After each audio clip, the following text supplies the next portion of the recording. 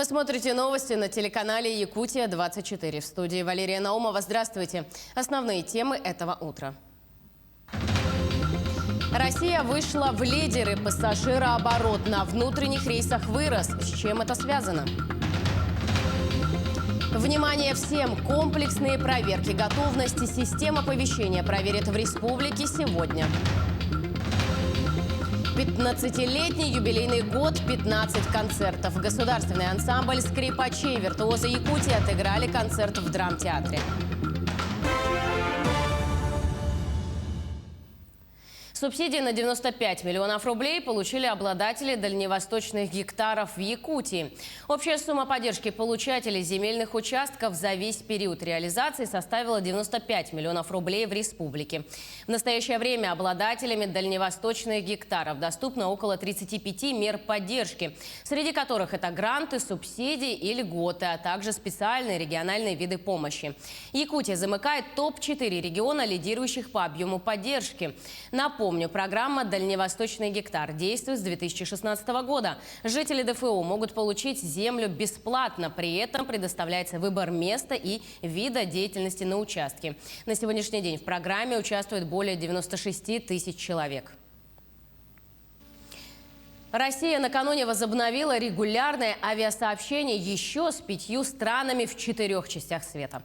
Среди этих стран Дания в Европе, Перу в Южной Америке, Новая Зеландия в Полинезии, Джибути и ЮАР в Африке. Для туристов, правда, эти новости не будут иметь большого значения. Прямого авиасообщения со всеми этими странами, кроме Дании, у России никогда не было. Как говорят эксперты, прямые рейсы авиакомпании вряд ли поставят и сейчас, поскольку экономически такие полеты не выгодны из-за недостаточной загрузки.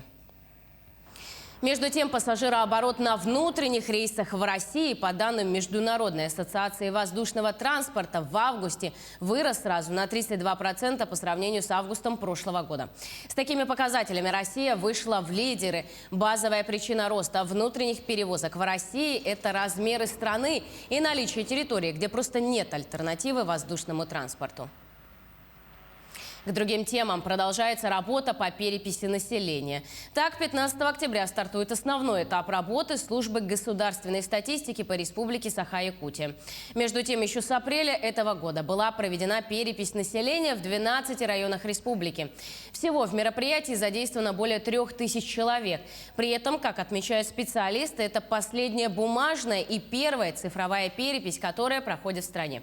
Кроме того, с 15 октября пройти ее можно будет самостоятельно через портал госуслуг и отделение МФЦ. Впервые будут применены интернет-технологии, то есть переписчики будут работать не на бумажных, а с планшетами. На бумаге останутся те районы, где плохая связь, дороги и так далее. Там будут переписаны, ну и уже переписались на бумажных, но они все равно, эти данные вводятся в планшеты. Ряд крупных предприятий региона начали переходить на так называемую технологию бережливого производства. Одной из первых компаний стал Якутский хлебокомбинат. Бережливое производство. Что это значит и для чего оно нужно? Об этом в материале Дмитрия Тымырова. Сегодня Якутский хлебокомбинат подписал соглашение о сотрудничестве с Федеральным центром компетенций в сфере производительности труда, который реализуется в рамках национального проекта «Производительность труда и поддержка занятости». Мы будем работать с Федеральным центром компетенций на течение 1 года. Ну, то есть это не стандартное 6-месячное, да, а годовое сопровождение. Соглашение с ними подписано с нами на 3 года. И в течение 3 лет мы должны повысить свою производительность труда 10% по отношению к году. То есть к 2024 году у нас должна быть производительность повышена на 30%. Так, в течение полного года специалисты Федерального центра компетенций будут повышать навыки работы, обучать бережливому производству специалистов Якутского хлебокомбината. Также они проделают большую работу по анализу действующих механизмов производительности труда комбината, по итогам которого с учетом результатов будут разработаны новые механизмы увеличения производительности предприятия, что в конечном итоге должна помочь экономить не только силы и средства, но и повысить качество выпускаемой продукции хлебокомбината. Вообще, Федеральный центр компетенции – это организация, которая основана под эгидой правительства Российской Федерации. Она направлена для того, чтобы повысить производительность предприятий Российской Федерации по итогам проекта минимум 5% в год, то есть по итогам 3 лет это 15%. Если предприятие на расширенную поддержку, это 10% в год, по итогам 30%. Сейчас федеральный проект уже реализуется в 70 регионах Российской Федерации, и к 2024 году цель у данного проекта повысить производительность предприятий Российской Федерации на 20%, минимум на 20%. При этом, как здесь отметили, оптимизация процесса будет без потери работников и кадров. Сегодня на торжественном мероприятии запуска бережливого производства работники и специалисты хлебокомбината заверили, что готовы работать по новой методике всем коллективам. Наше предприятие очень настроено и ждет больших результатов от всей этой работы, этой командной работы.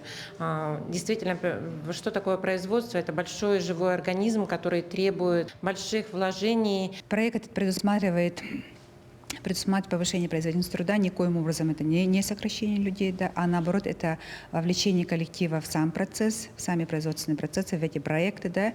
При этом нас будут много обучать, мы вместе будем коллективом обучаться. Напомним, по технологии бережливого производства на сегодня в столице региона работают уже такие предприятия и организации, как Полярные авиалинии, Железные дороги Якутии и Якутская птицефабрика. Отметим, что национальный проект «Производительность труда и поддержка занятости» реализуется по всей стране до 2030 года. И он направлен на увеличение производительности труда, оптимизацию процессов предприятий и сокращение их издержек, снижение себестоимости и повышение качества продукции, повышение квалификации сотрудников и обеспечение эффективной занятости.